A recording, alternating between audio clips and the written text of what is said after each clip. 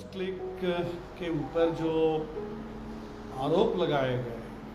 और उन आरोपों के आधार पर जो छापेमारी हुई, ये तो हमें लगता है कि भारत के इतिहास में या दुनिया के इतिहास में भी शायद पत्रकारों के ऊपर इस तरह का हमला सुनियोजित इसका कभी मिला। सर्वे ने हमें बताया कि वो 63% और उस 63% के अंदर भी जो अति पिछड़ी जातियों की आबादी है, ईबीसी है, वो करीब कम करने के लिए सामाजिक न्याय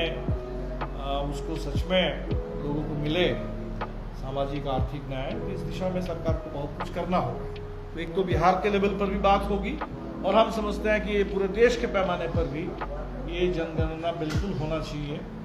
और पूरे देश में जो सामाजिक न्याय संबंधी नीतियां हैं, योजनाएं हैं, उस पर नए सिरे से वंचितों के पक्ष में, बहुजनों के पक्ष में उसको तय करने। दो महत्वपूर्ण विषय को लेकर के हम लोगों ने विस्तार से चर्चा की। एक तो जो न्यूज़ क्लिक के ऊपर जो आरोप लगाए गए और उन आरोपों के आधार पर जो छापेमारी हुई, ये तो हमें लगता है कि भारत के इतिहास में या दुनिया के इतिहास में भी शायद पत्रकारों के ऊपर इस तरह का हमला सुनियोजित उसका कभी उदाहरण नहीं है। तो न्यूज़ क्लिक के बारे में सरकार के पास क्या शिकायत है, उसको लेकर के ईडी 2 साल से जांच कर रही है। जांच से क्या निकला वो एक बिल्कुल अलग सवाल है, लगता है कुछ निकला ही नहीं। लेकिन अचानक न्यूयॉर्क टाइम्स में कोई खबर छपी और उसको आधार बना करके एक एफआईआर करके जो शुरू हुआ है हमला, इसमें तो लग रहा है कि पत्रकारिता और आतंकवाद, अब ये दोनों के बीच में अब कोई सरकार की नज़र में कोई फर्क नहीं है। पत्रकारिता अपने आप में आतंकवाद के रूप में परिभाषित हो रही है। जिस तरह के एफआईआर आया उसमें पूरे किसान आंदोलन को एक भारत के खिलाफ कोई अपराध की श्रेणी में रखा गया कि देश को बर्बाद करने के लिए, आर्थिक नुकसान पहुंचाने के लिए ये किसान आंदोलन किया गया। और किसान आंदोलन को कवर करने वाले सारे पत्रकार, उनको कहा जा रहा है कि ये सब चीन के इशारे पर ही कर रहे थे। तो हमें लगता है कि ये बहुत ही एक खतरनाक प्रवृत्ति है और इस तरह से एक एफआईआर को आधार बना करके करीब 50 पत्रकारों के ऊपर, जिनका न्यूज़ क्लिक से उसके प्रबंधन से कोई लेना देना नहीं है,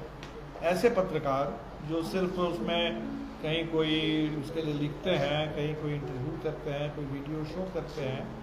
तो अभिसार शर्मा, उर्मिलेश भाषा, अनिंद चक्रवर्ती, ये बहुत ही हमें लगता है कि ये इमरजेंसी के दौर में जो पत्रकारों के ऊपर हमले हुए थे उससे भी ज़्यादा खतरनाक, और उसके ऊपर आतंकवाद विरोधी कानून ये थोप देना, और जिस तरह से इनके सारे लैपटॉप, मोबाइल जब्त किए गए।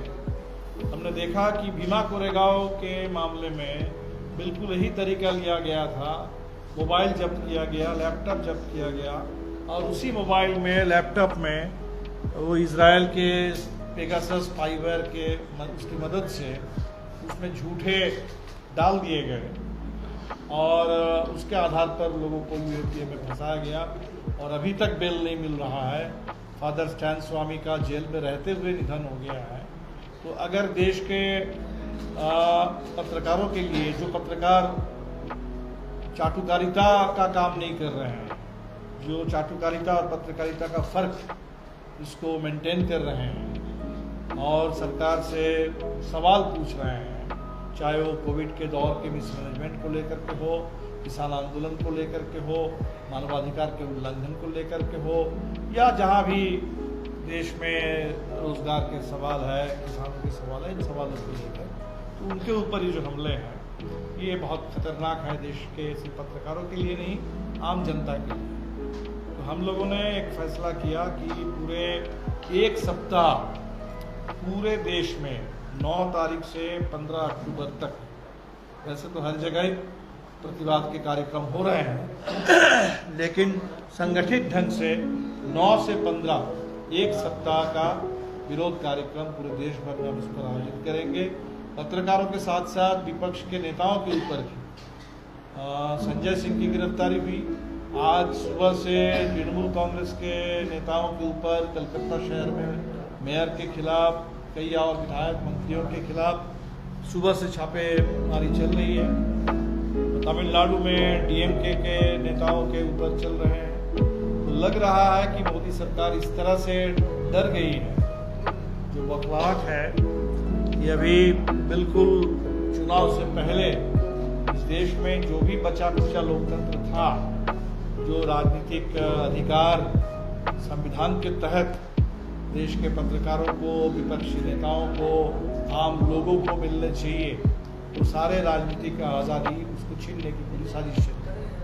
ये बहुत खतरनाक संकेत है और बिहार में भी हम लोग कोशिश करेंगे कि इसके खिलाफ व्यापक प्रतिवाद संगठित हो। इसी दौर में जो कास्ट सर्वे बिहार में संगठित हुआ है, तो इसको हम लोगों ने इसका स्वागत किया है। 2021 में पूरे देश में ही सेंसस होने थे और ये पहली बार है आज़ादी के बाद जब सेंसस समय पर तो नहीं हुआ, कब होगा इसके बारे में भी कहीं कोई चर्चा ही नहीं हुई। लगता है कि मोदी सरकार ने अपनी जो जिम्मेदारी होती है सरकार की, कि हर 10 साल बाद देश के पैमाने पर, राष्ट्रीय स्तर पर ये सेंसस हो, इस जिम्मेदारी को उन्होंने छोड़ ही दिया। और ऐसे दौर में बिहार ने जो काम किया, एक जाति आधारित एक सर्वे, तो हमें तो उसके संपूर्ण रिपोर्ट का भी इंतज़ार है। अभी जो आंकड़े आए हैं वो पॉपुलेशन से रिलेटेड आंकड़े हैं, जो सामाजिक आर्थिक बहुत सारे पैरामीटर्स हैं, उस पर अभी रिपोर्ट का इंतज़ार है। लेकिन जितने आंकड़े आए हैं ये अपने आप में बहुत कुछ कहते हैं। जैसे पूरे बिहार में जो आमतौर पर 1931 के सेंसस के आधार पर मान के चला जाता था कि ओबीसी का आकार 52% के थे, तो इस सर्वे ने हमें बताया कि वो 63%, और उस 63% के अंदर भी जो अति पिछड़ी जातियों की आबादी है ईबीसी, वो करीब 37%। तो हमें लगता है कि ये अपने आप में पूरे बिहार के लिए एक बड़े आंकड़े हैं। और तब इसके आधार पर चाहे आरक्षण की नीति हो, चाहे सरकार की तमाम विकास योजना हो, ये जो पिछड़ापन का जो एक तरीके से जो आंकड़े सामने आए, उसको कम करने के लिए ये जो अन्याय है, ये जो विषमता है, इसको कम करने के लिए सामाजिक न्याय उसको सच में मिले, सामाजिक आर्थिक न्याय, इस दिशा में सरकार को कुछ करना होगा। एक तो बिहार के लेवल पर भी बात होगी और हम समझते हैं कि पूरे देश के पैमाने पर भी ये जनगणना बिल्कुल होना चाहिए और पूरे देश में जो सामाजिक न्याय संबंधी नीतियां हैं, योजनाएं हैं, उस पर नए सिरे से वंचितों के पक्ष में, बहुजनों के पक्ष में उसको तय करने की जरूरत है। जब EWS आया था, हम लोगों ने उसी समय कहा था कि ये बिल्कुल जो आरक्षण की अवधारणा है उसके बिल्कुल खिलाफ है। और अब इन आंकड़ों ने और साबित कर दिया कि लगता है कि समाज में कोई 7-8% लोगों के लिए 10% का आरक्षण का प्रावधान EWS के जरिए हुआ है। आंकड़ों से तो ऐसे ही लगता है। जिनको EWS की सुविधा मिल रही है वो समाज के हिसाब से, आबादी के हिसाब से वो आंकड़ा शायद 7-8% या 8% से ज़्यादा नहीं होगा, इनको 10% मिल रहा है। और वहीं दलितों की भी बात करें तो उनको भी जो आबादी है उस हिसाब से आरक्षण नहीं मिल रहा है, आदिवासियों को उस हिसाब से नहीं मिल रहा है, और OBC, EBC को तो नहीं मिल रहा है। इसलिए पूरे बिल्कुल जो विसंगति है आरक्षण की नीति में, इसको तो साफ दिख रही है, इसको ठीक करना चाहिए। लेकिन इसके साथ साथ हम लोगों ने ये भी महसूस किया कि अब आरक्षण अपने आप में सरकार ने इस तरह से आरक्षण को कमजोर कर दिया कई तरीके से। एक तो आरक्षण लागू ठीक से नहीं होता है, उसमें इतने बैकलॉग्स हैं, वो इम्प्लीमेंटेशन इतना शिथिल है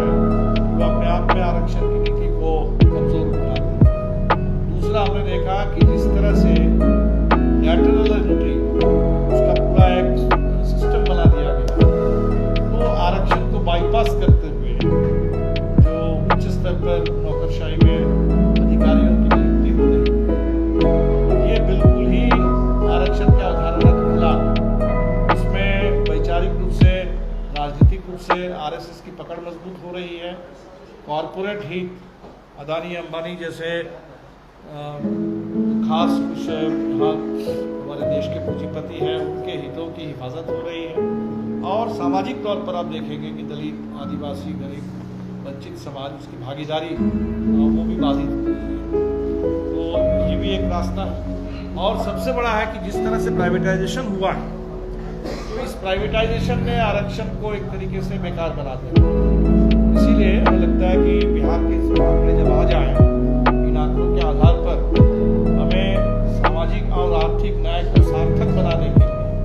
पूरे देश में रोजगार के सवाल पर, निजीकरण के खिलाफ, आरक्षण की नीतियों में इसमें इजाफा लाने के लिए और